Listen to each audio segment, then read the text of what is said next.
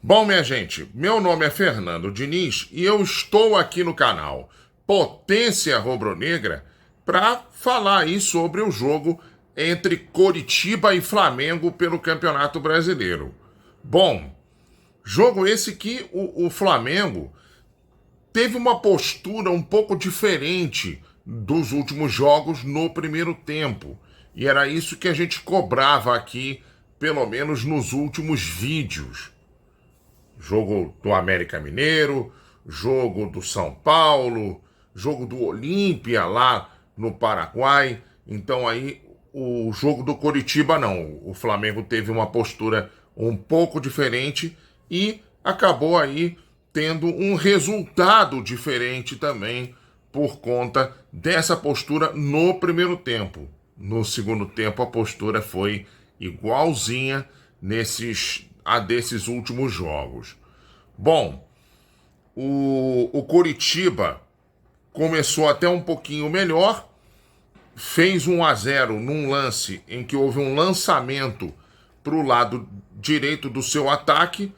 O Robson recebeu esse lançamento nas costas do Felipe Luiz, que aliás é até uma jogada que vem se repetindo algumas vezes nas últimas partidas do Flamengo, porque o Flamengo joga com as linhas altas, né, tentando pressionar o adversário lá no campo de defesa dele, e o Felipe Luiz já tem 38 anos, né? Então complica bastante para ele na hora de voltar correndo pelo lado esquerdo. Aí o lançamento, o Robson recebeu, e na dividida com o Felipe Luiz, ele acabou caindo dentro da área. Eu não teria marcado pênalti, mas o Rafael Claus acabou marcando, o árbitro do jogo. E aí o próprio Robson bateu e fez Coritiba 1, Flamengo 0. E aí, 3 minutos depois, um lançamento do Fabrício Bruno para o Wesley pelo lado direito. O Wesley, em dividida com o jogador do Coritiba, cai dentro da área também e o Claus marca pênalti também para o Flamengo. Vou falar aqui sem clubismo. Na minha opinião, o pênalti a favor do Flamengo é mais claro que o pênalti a favor do Coritiba, tá? Porém, é menos absurdo, vamos dizer assim, não marcar o pênalti para o Flamengo do que marcar o pênalti para o Coritiba, se é que vocês me entendem, na minha opinião. Aí então o nosso querido Wesley sofreu o pênalti e Gabigol foi para a cobrança. Gabigol que, diferentemente de outras partidas, participou bastante do jogo, tá? E aí o Gabigol foi lá, bateu e acabou empatando o jogo. Aliás, os dois goleiros se comportaram de maneira parecida nos pênaltis. Eles tomaram os gols, só que tem que eles tocaram na bola na hora da cobrança dos pênaltis. Então aí o Gabigol foi lá, bateu e empatou em 1-1, Coritiba e Flamengo, 3 minutos depois do gol do Coxa. E aí o Flamengo seguiu melhor no jogo, pressionando o Coritiba lá no campo de defesa dele. Tanto que, por exemplo, o Gabigol teve uma chance incrível. A bola, o Bruno Henrique recebeu pelo lado esquerdo, cruzou para trás e o Gabigol chegou chutando, a bola bateu no travessão e quase que entrou.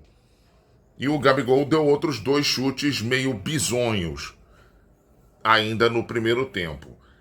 Só que tem que aí, já mais para a parte final do primeiro tempo, o Bruno Henrique recebe uma bola pelo lado esquerdo e aí ganha na velocidade, claro, né? Como sempre, do lateral direito do Coritiba e leva até a linha de fundo. Ele recebeu na intermediária e levou até a linha de fundo e cruzou para dentro da área.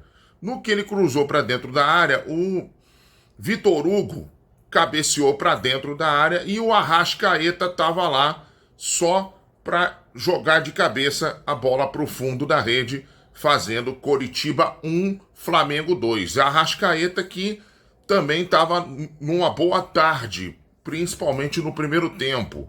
Já tinha aí dado bons passes, enfim, e estava fazendo um bom jogo a Arrascaeta. Então a Arrascaeta virou para o Flamengo lá em Curitiba 2-1. E o Flamengo, mesmo depois do 2-1, ele continuou melhor do que o Coritiba até o final do primeiro tempo. Tanto que o Flamengo poderia ter saído com 3 ou até com 4-1 para cima do Coritiba no final do primeiro tempo. Mas 2-1. E assim, 2-1 às vezes é meio complicado de você administrar, né? E o Flamengo não conseguiu administrar o 2-1, não. 30 segundos do segundo tempo, o jogador do Coritiba veio pelo lado esquerdo, levou até a linha de fundo, cruzou para a área. Aí, no cruzamento, a bola desviou no Wesley, o que complicou um pouco a tentativa de corte do Fabrício Bruno. E aí, Léo Pereira e Davi Luiz não conseguiram alcançar o Edu, que veio pelo outro lado, e também o nosso querido Matheus Cunha, na minha opinião, falhou por tentar se antecipar ao corte, né, do zagueiro do Flamengo, e falhou, né? A bola sobrou no Edu e o Edu empatou para o Coritiba, 2-2, e o jogo ficou aberto. O jogo ficou com o Coritiba melhor no segundo tempo, tentando sufocar o Flamengo. Só que o Coritiba não tem muita qualidade. A sorte do Flamengo é essa, que o Coritiba não tem essa qualidade toda que o Flamengo tem. E o Sampaoli dá mais sorte ainda, porque ele mexe mal. Ele mexe muito mal no Flamengo. Todas as alterações que ele fez, nenhuma delas entrou muito bem, não. Ele botou o Pedro, botou o Everton Ribeiro, então, meu Deus do céu. Everton Ribeiro, o Luiz Roberto até da Globo falou que o Everton Ribeiro entrou em outra sintonia no jogo de ontem. Não, Luiz Roberto. Ele não entrou em outra sintonia no jogo de ontem, não. Ele está entrando em outra sintonia já tem muito tempo. Tem muito tempo que ele não joga nada, o Everton Ribeiro. Tá? Aí entrou também o Thiago Maia, também não entrou lá grandes coisas, muito bem. Entrou também o nosso querido Luiz Araújo, que não foi tão bem quanto de outras vezes. E entrou o Ayrton Lucas, que, assim, não sei o que está acontecendo com o Ayrton Lucas, se é o Sampaoli que está atrapalhando o futebol dele, ou... Não sei o que está acontecendo com o Ayrton Lucas. O fato é que o Ayrton Lucas não está conseguindo render o que já rendeu no Flamengo, porque até a chegada do Sampaoli, ele era disparado, ou não tão disparado assim, o melhor jogador do Flamengo na temporada. Depois ele caiu bastante. Bom, o fato é que ninguém entrou muito bem, mas o Flamengo tem ainda o aspecto individual dos jogadores. E Gerson fez uma coisa rara. Aliás, o Gerson também estava muito mal no jogo, mas muito mal no jogo mesmo. Gerson estava errando drible perto da própria área. Enfim, estava numa péssima partida para variar nessas últimas aí. Porém, ele fez uma coisa rara. O time do Flamengo não arrisca de fora da área. E Gerson arriscou. E é aquela coisa, quem não arrisca não petisca, né? E Gerson arriscou de fora da área aos 48,5 e mandou um petardo no ângulo superior direito do goleirão do Coritiba. E aí fez com que a bola entrou, né? Fez com que o Flamengo ganhasse o jogo lá em Curitiba por 3-2. Um golaço do Gerson. Aliás, foi eleito até o gol do Fantástico do domingo. Com toda a justiça, diga-se de passagem. Tá? Então, o Gerson, Flamengo 3-2, vitória. No frigir dos ovos, a vitória do Flamengo é justa, porque o Flamengo fez um ótimo primeiro tempo, e apesar do segundo tempo não ter sido tão bom, o importante é que o Flamengo venceu e, no fundo, pelo primeiro tempo, o Flamengo me convenceu e acho que convenceu a maior parte da torcida rubro-negra. Agora, o Vasco ontem jogou no Maracanã contra o Atlético Mineiro, né?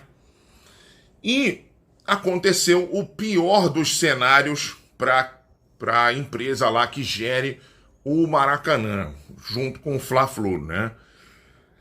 Que é a chuvarada que aconteceu ontem no Maracanã. O Maracanã virou lamaçal. O gramado do Maracanã virou lamaçal. E teve torcedores do Vasco que disseram assim, acho que seria uma boa a gente ir lá e estragar um pouquinho mais o gramado do Maracanã. Vem cá, por que vocês não quiseram ir lá estragar um pouco o gramado lá do Tapetinho, do Engenhão, hein? Por quê? Por que vocês só querem jogar no Maracanã quando lhes dá na telha? No caso ali não era bem assim, porque São Januário está interditado e de uma maneira com argumentos equivocados, diga-se de passagem, tá? Mas por que vocês só querem jogar no Maracanã e não querem jogar no Engenhão? Né? O Flamengo, até na defesa, ele levantou essa possibilidade do Vasco ir jogar no Engenhão. E não tá errado o Flamengo, não. Não tá errado o Flamengo, não. Agora, o Fluminense é que vai pagar com as consequências do jogo do Vasco contra o Atlético Mineiro. Claro que a culpa não é só do Vasco, a culpa é de quem deveria cuidar do gramado, a culpa é do Fla-Flu, né, que não fazem um acordo com o governo do estado para poder aí, né, fazer um outro tipo de licitação, enfim. Bom, vamos ver cenas dos próximos capítulos a respeito do Maracanã, tá bom, minha gente? A gente vai, mas a gente volta aqui no canal Potência Rubro-Negra. Aliás, você já deixou o seu like? Não? Por favor, deixa o like maneiro nos nossos vídeos, comente nos nossos vídeos e, por favor, aí aumente o engajamento do nosso canal, tá bom? A gente vai, mas a gente volta amanhã falando aí mais de Mengão, tá bom? Tchau, tchau, gente.